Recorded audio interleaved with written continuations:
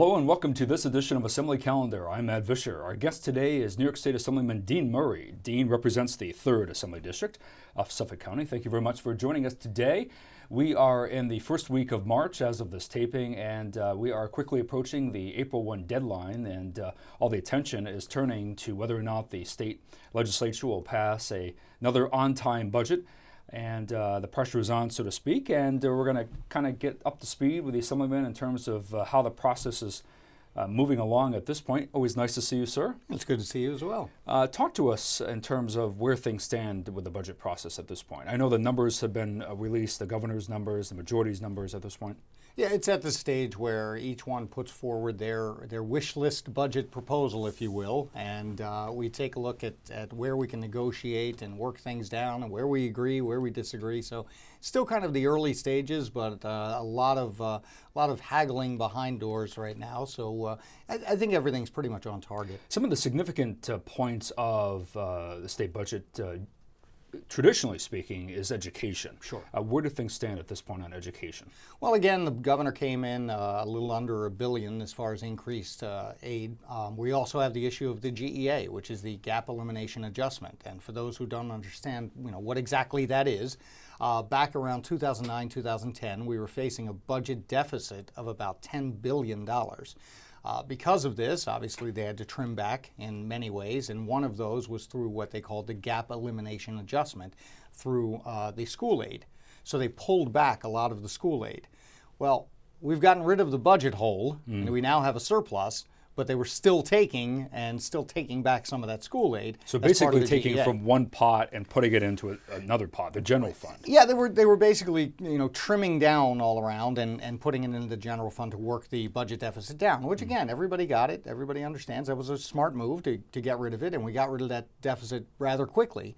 The problem was once the deficit was gone, they didn't restore the original funding. So they kept taking the school aid back through the GEA. Is it safe to say that the amounts have been steadily restored over the past few years? Or No, that's not really they basically were still taking it out. But okay. Last year, we made the agreement that over the course of 2 years, we would fully restore that GEA money and eliminate the GEA. So last year, several schools got quite a bit back. Some not as much. So this was the second year, according to that agreement, that we would sweep it away. And then the governor, when proposing his budget, said, well, you know what, rather than do it this year, why don't we spread it out over a few more years? And that's not going to happen. What are some of your other budget priorities that you have on your list, so to speak, your wish list? Well, you know what? Again, it's become interesting over the past couple of years. Ever since Governor Patterson, the budget has turned into more of a bigger wish list with items going in that you wouldn't ordinarily think of as budget items. So you'd actually have some policy issues, but if they could find any kind of fiscal implication, they'd throw it in there. But what are some examples? Well, let me get back to the GEA thing, but I do want to tell the viewers this, and that is we will restore the money this year. So we will eliminate the GEA this year. We've made it perfectly clear that we're not stretching it out anymore. So we want everyone to know that's going to happen this year. As far as the other things, you've got, one thing that we've been pushing for quite some time is the mixed martial arts, professional mixed martial arts. We are the only state in the nation where it is now illegal to actually host a professional mixed martial arts match. The amateurs are fine. You can have amateur matches, but unfortunately, there are no rules and regulations for the amateur matches. And you do need those. It's extremely dangerous. Right. Yes. So we've been trying to pass legislation that would not only allow the professional mixed martial arts here, but also would regulate the amateur bouts and make it much, much safer for the participants. So we've been trying to get that year after year. This year is the first year the budget, the governor actually put that into his budget. Now we're waiting to see if it's going to be included in the Senate and the Assembly budget as well. Why not take that up as a separate policy issue We've tried. And not incorporated into the budget? We've tried, and what they find is many times with issues like that where it really wasn't moving on its own, they'll roll it into the budget, I see. and it does have fiscal implications because there will be a tax, there will be fees that will be charged for these bouts. There will be taxes on the tickets. It does generate revenue as far as tourism dollars. So we are talking about millions of dollars. So it does make sense to put it in the budget, but we'll just see if it gets done that way or a standalone. Why has it taken so long? Because I know the bill has been out there for a few years now. This has been a very, very complicated issue. Everything from unions in Las Vegas, believe it or not, to just some that oppose it because they feel it's too violent. Some oppose it for other reasons. And it's just the fact that when it was banned, Governor Pataki signed the ban in the mid-90s. I believe it was 96. When it was banned because at the time they literally called it cage matches and cage fighting and all. It was quite violent and very few rules. Well, it's evolved over the years, and there are many safety measures put in place now. It's become extremely popular. None of this fight to the death kind of stuff. Right, exactly. It's not, only one of you will walk out of the ring, that kind of thing. It's none of that. It's much safer now. Actually, the concussion protocols in the UFC, the Ultimate Fighting Championship League, their protocols are actually more stringent than many of the major sports like the NFL.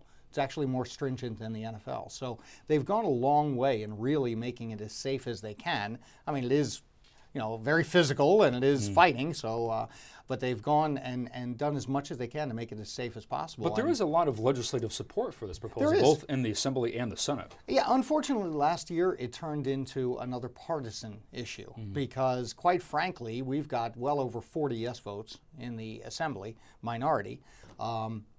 It only needs 76 to pass. So we're more than halfway there just with our side. So on the other side, when I added up the number of supporters, had it hit the floor for a vote, we would have had well over 100 yes votes. They just wouldn't let it hit the floor. The Speaker said, I don't want it to hit the floor unless I have 76 Democrat. The former Speaker, Sheldon Silver. No, the current speakers. Oh, okay. Carl Heastie said, I do not want it hitting the floor unless we have 76 yes votes from the Democrat side.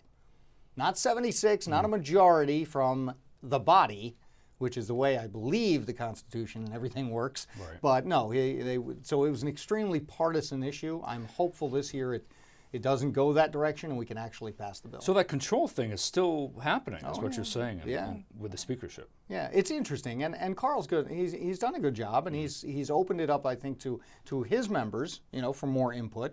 But really, from the other side, there's still some very partisan things going on, unfortunately. I'm going to walk into that issue with the current status of pension forfeiture. Where do things stand at this point? Because last year it was set to pass the night of the budget, which was, I think, March 31st, April 1. And then it just, in the 11th hour, fell off the docket. And then the Assembly, there was talk that they were going to take it back up towards the end of the session, and it never happened. Never happened. We had the agreement. The agreement was in place. We were on board. And it was the Assembly side that pulled it off, the Assembly majority, that just swept the issue off. Did not live up to their side of the agreement. And the Assembly Republican Conference has been at the forefront of ethics reform, hasn't it? Absolutely, and we have been pushing for the last couple of years, basically saying, look, if you're a public official, if you're an elected official, and you betray the public's trust, you should not be getting a taxpayer-funded pension.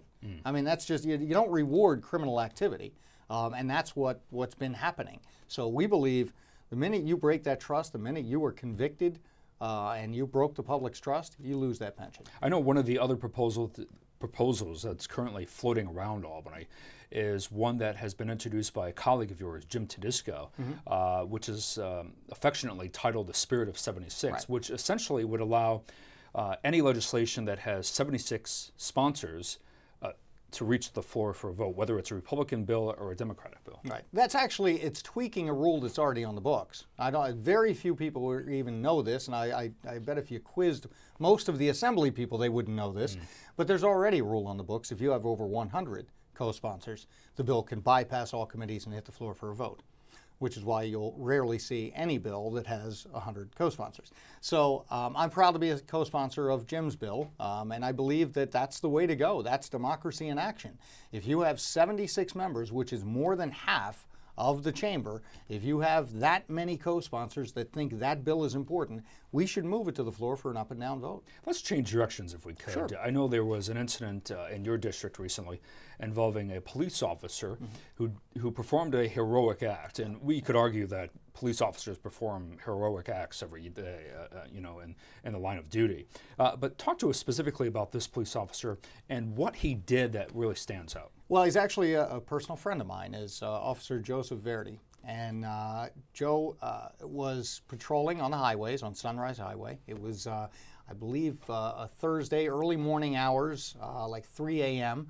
And he gets a call over the radio. He's heading eastbound on Sunrise Highway near Patchogue. He gets a call on the radio that there's a suspected or alleged drunk driver coming the wrong direction on Sunrise Highway.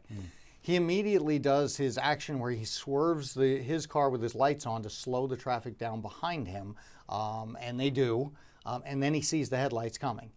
So he's praying. He tells me afterwards, he said, "Dean, I'm praying that he sees me. Just see the lights. Stop. Don't keep coming."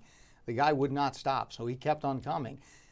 Joe, in a split second, had to make a decision how he was going to stop this guy, pulls his cruiser right in the direct line of this van that was coming at them, and hit head on with him. And it was the only way to stop him. Unbelievable. But he definitely saved lives of the people that were behind him. Well, you honored Officer Verdi. I was honored to honor him. Absolutely. In the State Assembly, and we're going to go ahead and take a look at that, and we'll come back and wrap things up with Assemblyman Dean Murray. Resolution number 964, Mr. Murray, legislative resolution honoring police officer Joseph Verdi in recognition of his heroic action in the course of his duties, protecting the many lives of the citizens of Suffolk County. Mr. Murray on the resolution. Thank you, Mr. Speaker, and thank you for allowing me the opportunity to explain the resolution today. In addition to being a personal friend, Officer Verdi is the true definition of a hero. About a week and a half ago, in the early morning hours of Thursday, January 28th, Officer Verdi suffered minor injuries when an alleged drunk driver plowed his van head-on into Joe's police cruiser. At about 3 a.m., a call came over of a possible drunk driver traveling the wrong way on Sunrise Highway. And even at that time of the morning, there's quite a bit of traffic on that heavily traveled roadway. But without hesitation, and in an effort to protect other unknowing eastbound motorists, Officer Verdi responded and slowed the traffic by activating his emergency lights and weaving between the lanes. Well, once he slowed the traffic, he then placed his cruiser directly in the path of the oncoming van in order to stop it. The two vehicles collided head-on. Thanks to the airbags, Joe was able to escape serious injury, but he no doubt prevented what could have been a deadly outcome. Now, Officer Verdi is a married father of 5 young children with a 6th on the way. Knowing what was at stake, he still did not hesitate for one moment, demonstrating his character and his compassion for the welfare of others, personifying by virtue of his actions the collective concerns of police officers and public servants across the communities of the state of New York who respond and act when others are in need. So it is my honor to introduce the resolution today to recognize Suffolk County Police Officer Joseph Verdi for his incredible act of heroism. Thank you. Assemblyman, so just a prime example of split-second decisions that police officers make every day in the line of duty. Right. But it goes one step further, the danger involved with getting behind the wheel drunk. Oh, absolutely. And his split-second thought was, I have to stop this guy because there are people behind me and he's going to kill one of them if he hits them head on with his van. So he put himself, knowing he has 5 children, a wife, and a young one on the way, she's due in July, he still, split second, does not hesitate, puts himself in the line of danger, and stops that oncoming van. Always a pleasure to see you, Assemblyman. Thank you. It's been a quick 15 minutes. Thank you very much for joining us today. If you'd like to reach out to Assemblyman Dean Murray, you can reach out to him at his district office. The information is on your screen there. You can call him at 631-207-0073. Always a pleasure to see you, folks. Until next time, this has been an edition of Assembly Calendar. Take care.